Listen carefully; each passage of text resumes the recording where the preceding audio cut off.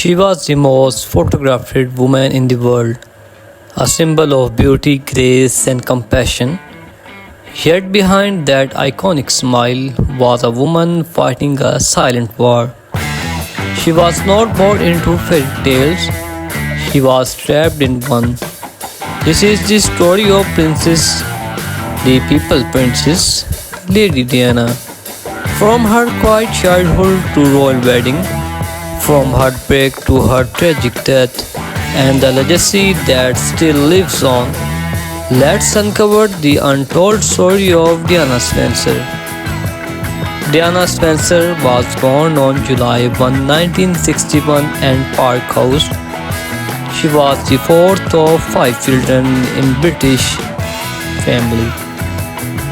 Even though Diana was born into a nobility, her childhood was far from ideal.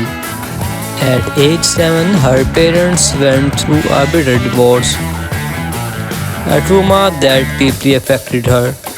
She was shy, sensitive, and often sought love and attention, something she would continue to seek even in her royal life. She loved music, dancing, and dreamed of becoming a ballerina.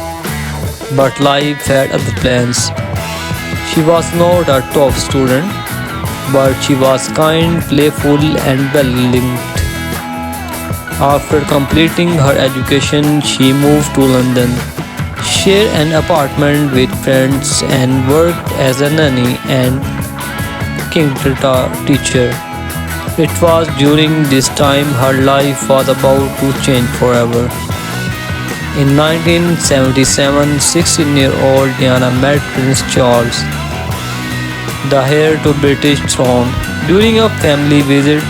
At that time, Charles was dating her sister Sarah, but there was something about Diana that stayed with him. 3 years later, Charles began courting Diana. In February 1981, their engagement was announced to the world. When asked if they were in love, Diana replied, "Of course." Charles added, "Whatever in love means." On July 29, 1981, the fairy tale began. The wedding was watched by over 750 million people around the world. I mean, 750 million people around the world. Diana was only 20 years old. She wore a 25-foot ring, a millions cheered as she became the Princess of Wales. But what the world did not know was that cracks had already begun to form. Adapting to royal life was overwhelming. The media hounded her every move. The palace expected her to behave a certain way, to be silent, obedient, and perfect. Diana began to suffer from anxiety and bulimia. She felt trapped, lonely, and emotionally. Behind closed doors, her marriage with Prince William was falling apart. Even during her pregnancies, she was deeply unhappy. In 1982, Prince William was born. In 1984, Prince Harry arrived. Diana adored her boys, but her relationship with Charles continued to suffer. Someone said there were three of us in this marriage, so it was a bit crowded. She was referring to Camilla Park Bowles, the woman Charles had never truly left. As the truth of Charles and Camilla's affair became more obvious, Diana's pain turned public. She started taking control of her story, giving interviews, attending solo events, and winning hearts everywhere she went. In 1995, she sat down with journalist Martin Bashir for a bombshell interview on BBC's Panorama. Millions watched as Diana spoke openly about her marriage, her struggles, and her heartbreak. That moment made her not just a princess but a symbol of strength of women around the world.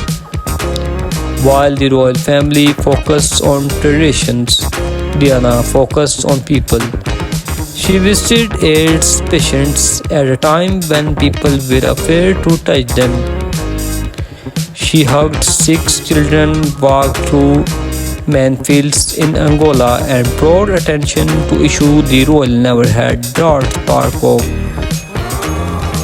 Her compassion was raw, real, and revolutionary. The world saw her as the modern day saint. They called her the People Princess. She changed the very idea of what it meant to be royal. In 1996, Charles and Diana officially divorced.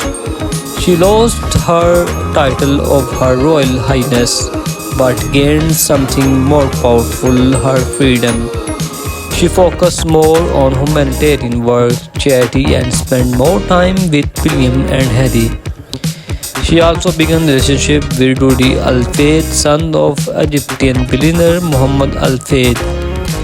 They exhibit trying to live a private life. The paparazzi never let her go. On August 31, 1997, Diana and Dodi were in Paris. As they felt the Ritz Hotel late at night, paparazzi cashed their car through the streets.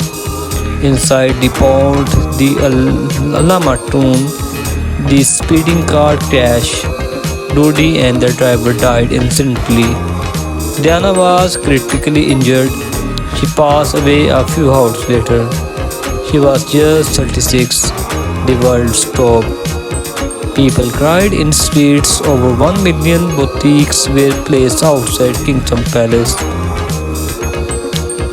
Over 1 million buckets were placed outside Kingston Palace.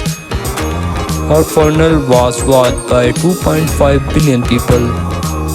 Elton John sang and written version of Candle in the Wind. My beautiful viewers and all my subscribers, I hope you enjoy this video. So my beautiful viewers, if you enjoy this video, please share this video with your family and friends. So many questions the cricket consultants of Diana's death. Why was the car speeding? Why were not they wearing seat belts? Was it just an car accident or something more? Rudy's father claimed it was a royal conspiracy to stop Diana from marrying a Muslim. Official investigations ruled it an accident case by a drunk truck driver, but doubts still remain. To this day, many believe we will never know the truth. Diana's legacy lives on through her sons, Prince William and Prince Harry. They have continued her humanitarian work, often speaking of their mother's love and pain. Countless films, documentaries, and books continue to honor her life. She redefined what it means to be royal, showing that vulnerability is not weakness but strength. She made her world kinder even for a moment. Lady Diana was not just a princess, she was a rebel with a heart. A mother who gave everything for her children, a woman who dared to speak the truth. Her story is not just a royal tale, it's a human one, and a truth she left too soon. The candle still burns in the wine. Thank you for watching. If this story moved you, like, share and subscribe for more inspiring story.